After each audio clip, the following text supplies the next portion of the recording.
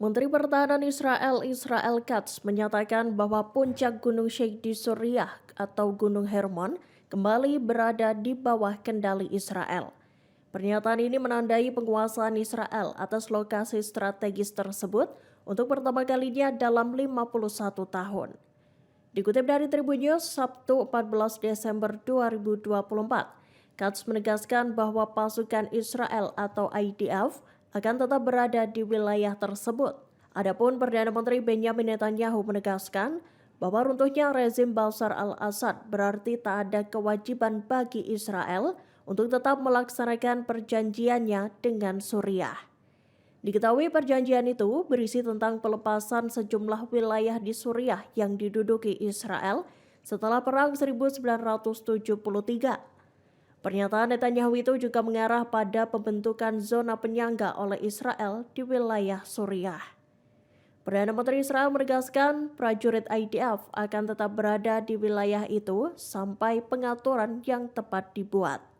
Hal itu pun beriringan dengan serangan udara yang dilesatkan Israel ke Suriah. Diketahui IDF menarget situs-situs penting Suriah termasuk depot amunisi. Mantan Presiden Suriah Bashar al-Assad diduga memiliki bisnis barang haram. Dugaan ini muncul setelah penemuan laboratorium narkoba berskala industri di atas bukit di tepi barat Damaskus. Assad diduga memiliki bisnis penjualan stimulan mirip amfetamin yang bersifat adiktif yang dikenal dengan sebutan Captagon. Perdagangan tahunan Captagon sendiri bernilai miliaran dolar.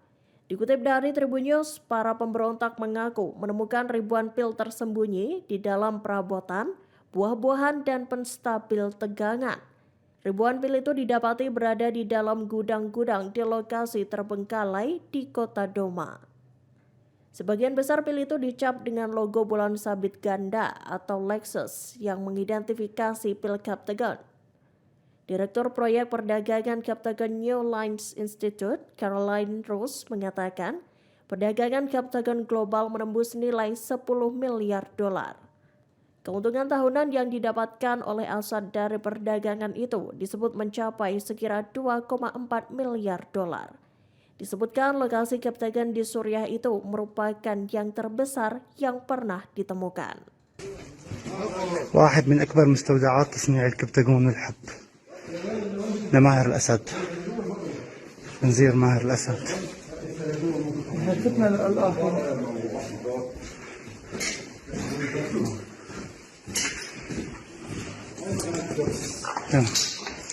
هاي الكسرات اللي نحطوا فيها الحب.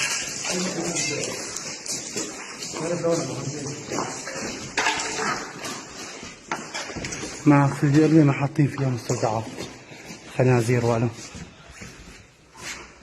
هاي مواد أولية؟ هاي مواد فياجرا. هاي تبعات الحشيش.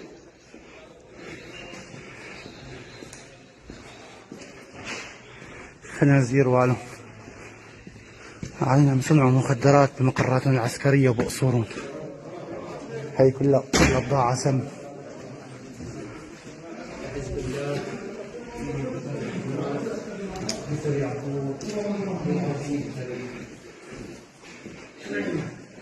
هاي حبوب الهلوسة اللي بتصنع منها كمان.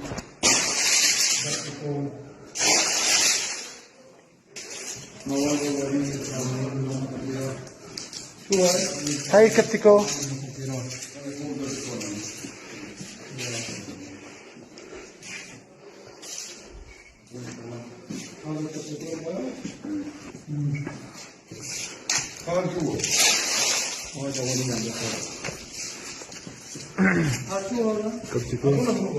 هو الكبتيكو.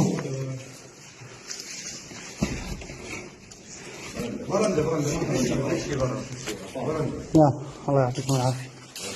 Tentara Israel dilaporkan kembali melakukan 5 pelanggaran terhadap kesepakatan gencatan senjata di Lebanon. Gencatan senjata ini sebelumnya disepakati untuk mengakhiri konflik selama setahun antara tentara Israel dan kelompok Hizbullah. Dikutip dari Tribun News, pelanggaran terbaru Israel itu terkonsentrasi di distrik Tire dan Sidon di Lebanon Selatan. Pelanggaran itu juga mencakup serangan udara serta penerbangan pesawat nirawak di wilayah tersebut. Disebutkan di distrik Tire, pasukan Israel melancarkan serangan antara kota Al-Shaitiyah dan Jabal Al-Botam. Kemudian di distrik Sidon, serangan Israel menarget daerah Al-Sanibar dengan tembakan yang melesat dari arah kota Ansar. Pelanggaran oleh Israel itu juga terjadi di kota Nahora. Sejak kesepakatan gencatan senjata mulai berlaku pada 27 November 2024, otoritas Lebanon telah mencatat sekira 220 pelanggaran oleh Israel. Ribuan tentara Suriah dikabarkan kabur seusai rezim Bashar al-Assad digulingkan oleh pemberontak Hayat Tahrir al-Syam. Sebanyak 3.000 tentara Suriah dilaporkan melarikan diri pada Minggu 8 Desember 2024 lalu. Dikutip dari The New Arab, para tentara itu melancong ke Irak di saat pemerintahan Assad porak-poranda. Namun pemerintah Irak menolak untuk memberikan suaka ke ribuan tentara Suriah itu. Mereka tidak diizinkan tetap berada di Irak sebagai pengungsi. Diperkirakan dari ribuan tentara itu juga terdapat para perwira.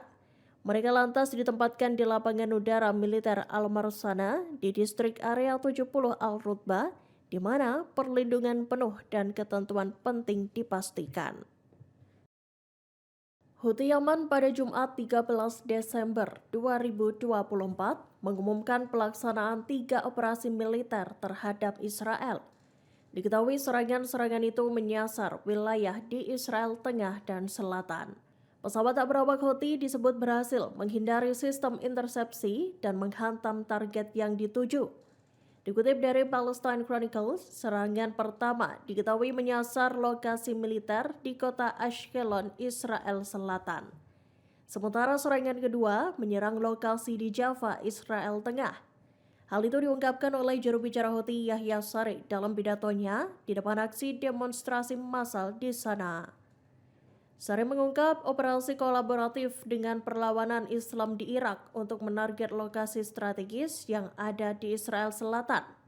Meski begitu, dalam pernyataan Saree, ia tak memberikan rincian spesifik tentang targetnya. Pasukan Israel dikabarkan telah membombardir 500 target fasilitas militer Suriah. Hancurnya fasilitas militer Suriah merupakan ulah dari 1.800 bom yang dilesatkan IDF. Dikutip dari Pars Today, pesawat-pesawat tempur Zionis juga ambil bagian dalam menghancurkan sistem pertahanan udara Suriah. Diketahui, pasukan Israel atau IDF juga memasuki distrik Al-Samdaniya di Provinsi Huneitra, Selatan Suriah pada Jumat 13 Desember 2024.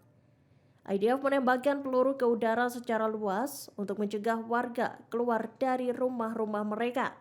Di sisi lain, Perdana Menteri Israel Benjamin Netanyahu mengumumkan pembatalan perjanjian pelepasan Israel dan Suriah tahun 1974.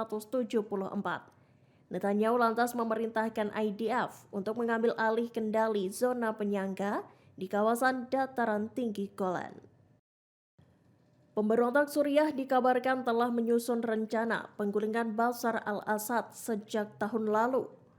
Keberhasilan ini menjadi puncak dari serangkaian operasi militer terkoordinasi di seluruh negeri, termasuk penggunaan unit pesawat tak berawak dan koordinasi antara kelompok-kelompok oposisi.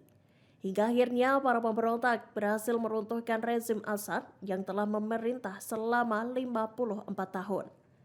Dalam sebuah wawancara, Abu Hasan Al-Hamwi, Kepala Sayap Militer Hayat Tahrir al-Syam atau HTS, memaparkan strategi di balik serangan yang mengguncang Suriah. Dikutip dari Tribun News, kelompok oposisi itu mengaku menjalin komunikasi yang erat dengan faksi-faksi oposisi lainnya untuk membentuk ruang perang terpadu. Sejak 2019, HTS telah mengembangkan doktrin militer untuk menyatukan para pejuang oposisi yang sebelumnya tidak terorganisir. HTS juga memproduksi persenjataan dan kendaraan militer mereka sendiri, termasuk pesawat nirawak bunuh diri yang disebut Shahih. Unit drone ini memainkan peran penting dalam meningkatkan efektivitas serangan terhadap pasukan Assad. Download Tribun X sekarang. Menghadirkan lokal menjadi Indonesia.